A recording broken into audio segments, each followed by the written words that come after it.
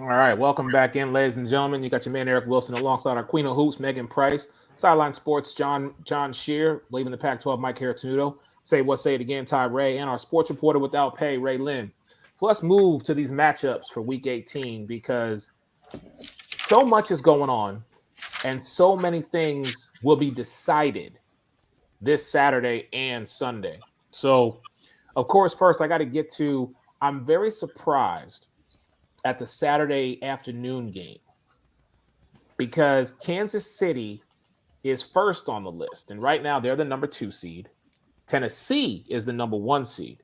So now if Kansas City loses Saturday afternoon, well, that opens up the door for Tennessee to just rest all their players because they've locked up the number 1 seed. Yep. Mm-hmm. And then you flip to the Saturday night game, which I'm going to be in my room by myself. You know, I already told the fam, like, I will don't be leave in there the by house. yourself. Huh? Don't be in there by yourself. I may have to, Tyree. You don't understand. Twice a year, my fandom is hyped up to like a level 15. And even though we are both in the playoffs, and as I did say on Snowman in the morning, something that I thought I would not do, especially not this season, I apologize to the head coach of the Philadelphia Eagles, Nick Sirianni. I was wrong about you. I did not think you were the guy, but clearly the team has bought into whatever you throwing out to them. They're drinking the Kool-Aid. I still have some reservations, but you got us to the playoffs. So for that, I'm sorry I doubted you. I don't care if we are one and done. We still got in there. This is what I do have to say before I let anybody else go. And I think Megan and Mike, you will at least appreciate this. You see, because there are a lot of people out there who continually want to refer to our division as the NFC least. Excuse me, we have 2 teams that have already clinched for the playoffs, okay?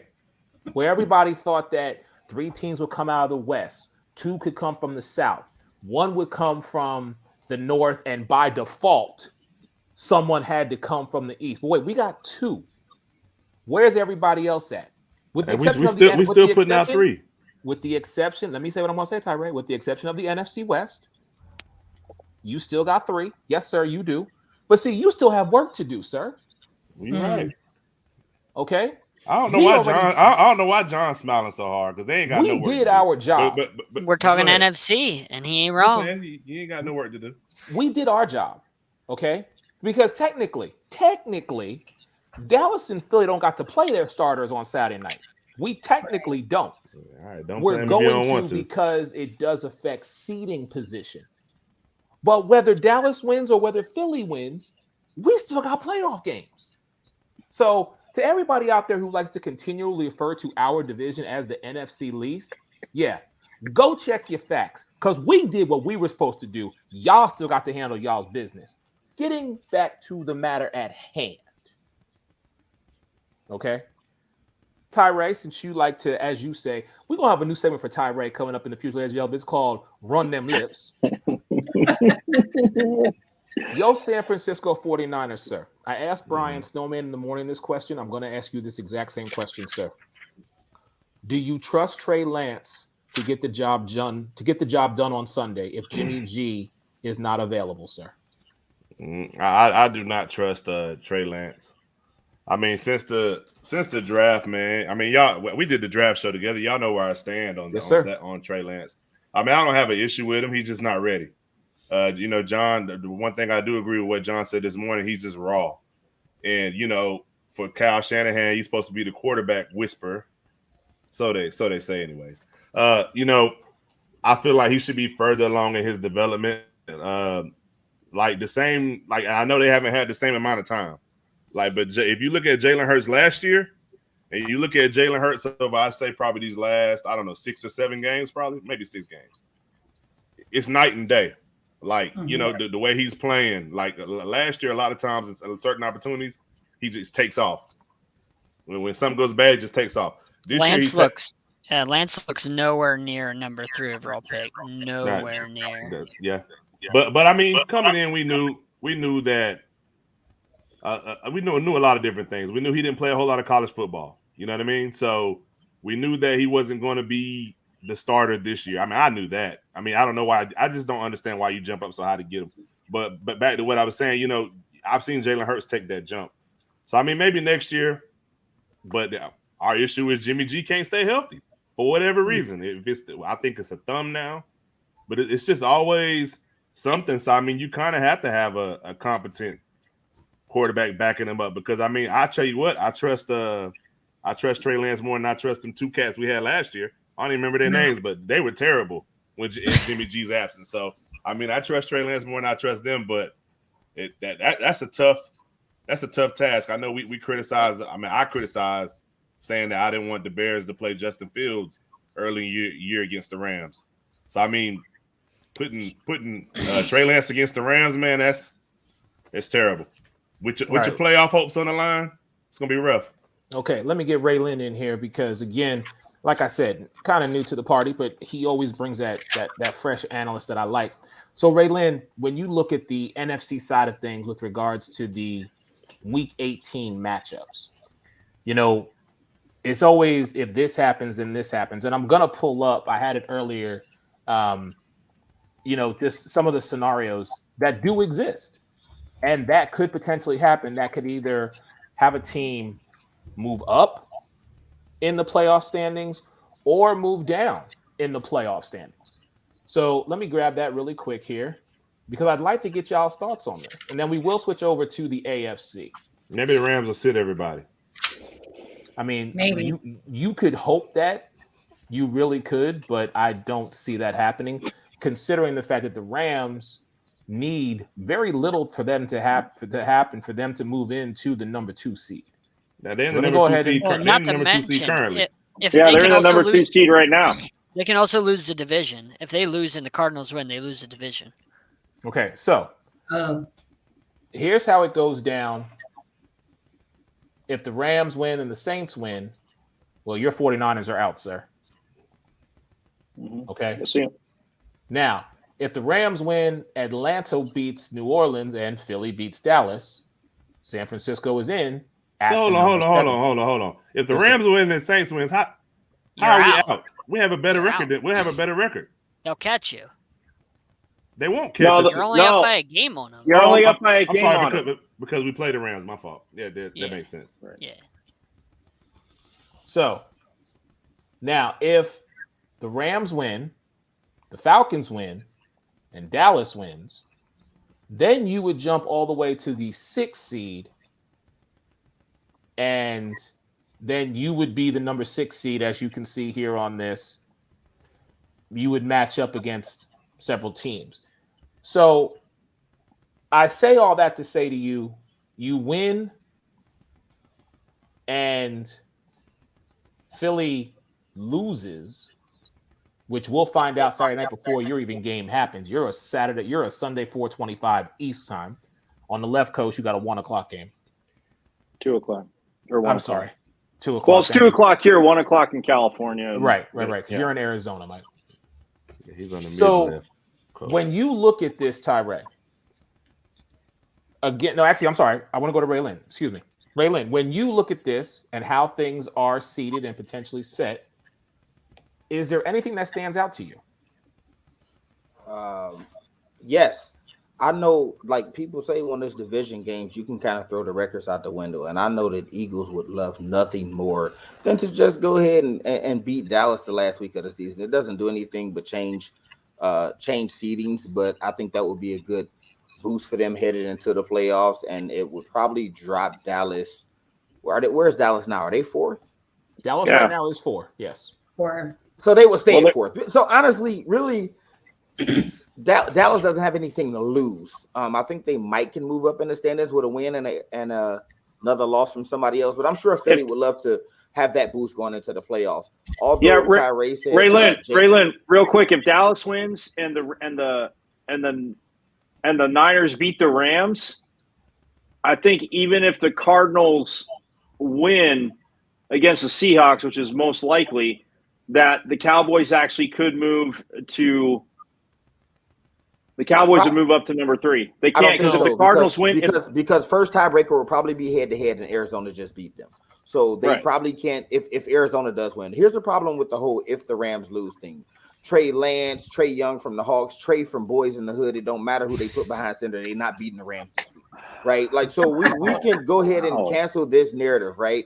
And I just would like to say, Tyree said he saw Jalen Hurts make a jump. Did he jump from trash to barely mediocre? Like, and this is no disrespect. The Eagles, this is my thing where people change their perception of quarterbacks when the team is winning. The Eagles are doing a phenomenal job. Shout out to your guys, Eric. Like, that is a coaching job. Like, the team is playing great. They finally decided, hey, let's run the ball, right? Jalen Hurts is not a top-tier quarterback. He's not even an average quarterback. He's just winning games right now, so we're going to say he made this jump. He jumped up to being barely mediocre. But the thing I am looking most forward to, again, I'm talking that stuff about that. But again, the same way Philly would love to go in and beat Dallas, San Francisco has all the motivation in the world to go in and knock off the Rams, right? You're talking about the team that are one of the favorites in the NFC, sitting pretty right now. They would love to knock those guys down and lock their ticket to the playoffs. So that'll be the game I'll probably be watching the most. Philly and Dallas is just a thing, right? Like, it means in the grand scheme of things, both teams are in, so it doesn't mean a lot. But that Rams-Niners game has the most playoff implications over in the NFC East. In the NFC altogether. New Orleans should get past Atlanta, right? So that would mean San Francisco needs to win to get in. So that's the game I'll be watching the closest. Okay, all right, that's fair. So let me go to Megan Price about this because and I'll pull up the screen again because Megan. So a lot needs to happen for Dallas to jump to number 2. First off, you need your boy Tyree and Trey Lance and the San Francisco 49ers to win. You need Seattle to beat Arizona, Carolina to beat Tampa Bay, and then y'all need to beat us Saturday night.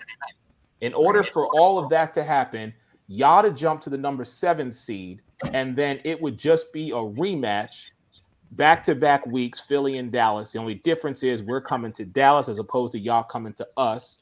And then Tyree would get in, and it would be basically the same game 2 weeks in a row in the exact same stadium, San Fran and the Rams. And then Arizona would have to come here to the 813 to face the Bucs. Megan, being as unbiased as possible, what is the probability in your mind that all comes to fruition? Probably 0%, just honestly. And to be honest, I don't know that I necessarily want that. I kind of like the 4-5 matchup, us playing the Cardinals again. I don't believe we lose to them back to back like that. Like, I mean, I know we have Philly in between that, but I really don't see us losing to Arizona back to back like that. And they have to come to to Dallas. So both times, I just don't think we lose at home both times. I don't see it happening. The more likely other aspect that it'll probably happen is maybe we end up playing the Niners the first round. I don't mind that, but I really feel like we have a better chance of beating the Cardinals. I just don't see us losing back to back like that to them. Okay, so let me go to the other Cowboy fan, Mike Caratudo. Same question, Mike. Yeah, I mean, I think that the upset of the week would be for Week 17 if the Seahawks actually did beat the Cardinals. I don't find it. I mean, because the Niners have owned the Rams, and I can't believe I'm saying this. I guess I don't know if it's confidence in more confidence in Trey Lance than Ty, but look, Kyle Shanahan, they interviewed him and John Lynch. They picked him for a reason. I agree he might not be fully ready yet. Not everybody can obviously have the season that Justin Herbert had last year, Mac Jones is having this year, who's headed to the playoffs. But again, the Kyle Shanahan could copy the Patriots, right? I mean, that kind of right there, like, you're going to win with defense in San Francisco. We know they can ball. We know they can play defense. And that's an interesting matchup. I mean, I kind of like, for old school sake, I'd like to see that matchup later in the playoffs if it were to come out. But opening up with the Niners would be cool. I'm with Megan. Look, the Cardinals run defense. Watching the game yesterday, they stepped up, and they finally needed to. I mean, Eric, we've talked about it a million times. That's been the Achilles heel of the Cardinals from after starting 9-0 or 7-0. It was a run defense. Even when they were winning, that was kind of the issue. Even before the injury started, teams were chunking yards. So, I mean, look, for the sake of the playoffs, for all that to happen, I'm not counting on it because it's it's the playoffs, but I do have to say you're right about the NFC East. I mean, 2 teams going. We all had 3 teams from. Well, I know I had 3 teams from the West going in our preseason picks, and only 1 from the North. We didn't know if there would be 2 from the South. That was my leaning area. And then the East gets 2 teams, so people can say what they want, but like you said, still in the playoffs. And I think that the Cardinals Cowboys matchup, to Megan's point, Kellen Moore needs to stop being a moron. And I don't know if they're just hiding calls, Eric. Maybe it's like trickery, like we're just only going to call like preseason plays, because Kellen Moore, he's killing me, man. He's almost becoming Mike Nolan. I know I've said it before, but he's almost entering that area. And I think Mike McCarthy needs to kind of, punch him, pat him on the back, say, kick him in the butt, get him going. But it'll be an interesting rematch. Kyler Murray's still undefeated there, so it's still his house. Yeah, very true. That's something that we have to take factor in, is that Kyler Murray has not lost in Jerry World. So I want to switch over to the AF. Go ahead, sir. It's also worth mentioning when we say it might be an upset with Seattle, for whatever reason, like Arizona's an average team at home this year, sitting at 3-4. They don't lose on the road. They are 8-1 on. Like when you talk about that 4-5 matchup, I don't know if I want Arizona coming in my stadium in the playoffs. Right. They are very good on the road this year. As a matter of fact, only 1 team beat them. You know what I'm saying? This year, you know what I mean? Only 1 team beat them. It was a fluke. We'll give you that. Hey, a win's a win, Megan. A win's a win. But you're right. It's a dub. And one of the what you said, Mike McCarthy needs to kick rocks. He doesn't need to. He doesn't need to. No, he needs to kick Kellen Moore in the butt. Kellen Moore's terrible. All right. Yeah, so let me switch over to the AFC, because since John Scheer is our only AFC representative at this time, John, let me holler at you for a minute, because this is how the AFC can shake up for the top 4 seeds 1 through 4. So, sir, I want to get your opinion about this, because like I said, stuff needs to happen for things to really get shook up. But again, does anybody, with the exception of our boy, John Mizak, part of the Sideline Sports Network family, is probably one of the few people that I know who is giving Denver any chance, it don't matter who's at quarterback, to beat Kansas City on Saturday. So, I mean, Kansas City wins and does their job, they're pretty much going to be the number 2 seed. Because in order for Kansas City to get the number 2 seed, they need Houston to beat Tennessee, Cincy to beat Cleveland, which, okay, we know that's going to happen. And you know what? I'll be very honest with you. Based on what I saw this past Sunday with the Jets, if Braxton Berrios comes out of nowhere again, they might give Buffalo some problems. And Buffalo is still my pick. But John Scheer, please talk to me, sir. So Kansas City's going to wipe the floor with Denver. There's no arguing that. Tennessee is going to be the 1 seed. You're going to give the 2 seed to Kansas City. I don't know who has the advantage, Buffalo or Cincinnati, when it comes to tiebreaker. I'm not sure who has the tiebreaker currently between them 2. But I don't think there's any way Cleveland beats them. Cleveland looks so uninspired. They just look dead in the water. They don't look like they've given up. They folded up shop and the season's over. So I think Cincinnati easily wins that game. Buffalo easily wins their game. It just comes down to who has a tiebreaker over Buffalo and Cincinnati. Like I said, I'm not sure exactly who has that. Whoever has Cincinnati does. Cincinnati's 8 and dog. Well, if you go to conference record, because they're not obviously they're not in the same division. In conference record, Cincinnati has a tiebreaker because Buffalo. Real quick, John, Buffalo's the only team that can't get, no matter what happens, even if those other 3 lose, Buffalo's the only team that can't get a number 1 seed in the AFC. Right, yeah. So it's gonna be Tennessee, Kansas City, Cincinnati, Buffalo. And the Patriots are going to be the 5 seed. So you're probably going to end up seeing a Buffalo and New England matchup 4 or 5 there, that'd be interesting. And then whoever gets that 6 seed, which will probably be the Colts, will play Cincinnati. That's not good for Cincinnati because you don't want to play the Colts. That's not a team on the road that you want to play in cold weather, that runs the ball really well and plays physical football. That's not a team you want to see. So that's bad for Cincinnati. Kansas City will get the winner of the Chargers and Raiders. as long as the Colts beat the Jags, which is going to happen.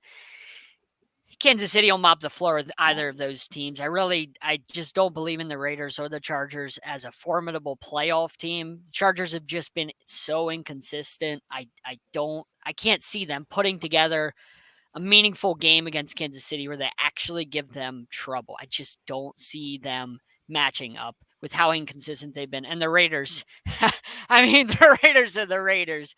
If they get into the playoffs somehow, they're going to get the floor mopped with them. So, that's how I see it. And by the way, Eric, just to go on your little comment about how you guys have 2 teams in the playoffs. Right now, 5 divisions out of the 8 in the NFL have 2 or more teams. So, and if the Saints get in and the Niners don't, that'll be 6 divisions have 2 or more teams get into the playoffs. So your little comment about how you're not the NFC least, everybody's doing what you guys are doing. So I don't want to hear you come in with that because it's not like 2 or 3 teams are doing that. Everybody in the NFL is doing that, except the Packers division, the Ravens division, and maybe the NFC South. Hey, look. Hold on. John, let me ask you a question. Sweep your little facts away. John, let me ask you a question. How many divisions have teams that are clinched more than one? I don't know how many have clinched, but you want to know how many teams. You asked how many teams have 2. You said how many teams have 2, John, I said 2 clinched. getting in? I said clinched, John. But you said, we have 2 teams getting in, like it was a big clinched. Deal. John, you're missing the key phrase clinched in that entire. Okay, well, give these other teams a week because you got one more week in the NFL season. John, you're missing my point there again. We don't need to go to week 18 to know that we're in the postseason. I'm so sorry that the rest of the teams below you are terrible. I'm so sorry that the Vikings are terrible and the Falcons are terrible. It's okay. It's okay. I'm sorry. You know what? I'm going to agree. Tennessee just scored again, Eric. Tennessee just scored again, Eric. It's not like the Raiders and the Chargers who are at 9 wins fighting for that last spot, and the Colts are at 9 wins fighting for that last spot compared to 7-9 and 7-9 below you. Okay. I'm so sorry. There's a big difference. Okay. All I'm saying is, John, 2 teams in the NFC East did what was necessary to clinch a spot in the playoffs before the end of the season. Well, one of them is an embarrassment to the rest of the division then because the Cowboys mopped the floor with the rest of the division, so that one was easy. Okay. All right. So you're just mentioning one. Okay, really. That's fine. We're going to take a break. Eric. Yes, sir. Get John a Snickers, man. Get John a Snickers. Absolutely. With some fish, with some goldfish on the side. With some goldfish on the side. Man, I'm telling you, ever since they stole that dolphin, stole that dolphin on Ace Ventura, he ain't been the same, man. and my man with the laces flapping out, his lips until them Rams come and win next week. He ain't been the same since they found out that Finkel and Ihorn was the same person, man. He ain't been the same. I'm telling you, man. Hey, Eric. Yes, sir. Hey, Eric, while we're talking AFC, I think the one thing that we really haven't made mention of, this game is probably this week is more important for Tennessee than anybody, right? Mm-hmm. Like, first off, they need to avenge that loss, right? There's no way they should have lost to Houston a couple of weeks ago. And we talked about that on here. Those are the kind of losses that come back and bite you. They have every reason to come out motivated and play, but an extra week to possibly get Derrick Henry back, that's huge for them. Like this week means more. Like it means more to them than anybody else in the NFL. They have to go out and win, which against Houston they should. But if they can sew up that number 1 seed and get that bye, that's very important. That's a whole nother week you get. Again, possibly now you get your guy back, who's clearly the best running back in football, and with him, they're a totally different team. Then again, they look like world beaters last. Who did they play last? Who did they beat 34-3 this past week and knock out of playoff contention? I don't remember. Oh, I know, Raylan. They played the Dolphins. I know. But yes, I think who did the Lions play? Eric, I just thought that was very important to mention that how important this week is for Tennessee. Very important that if they can sew up that bye, you talking about changing the whole dynamics of their team if they can possibly get that extra week and Derrick Henry comes back in the playoffs. I think that's huge. You're right about that, sir. All right, we're going to take another break. When we come back, like I said, we got a brand new segment that we're dropping the one and only our Queen of Hoops, Miss Megan Price. I love this. I'm so excited for this. More with the sports arena in just a moment.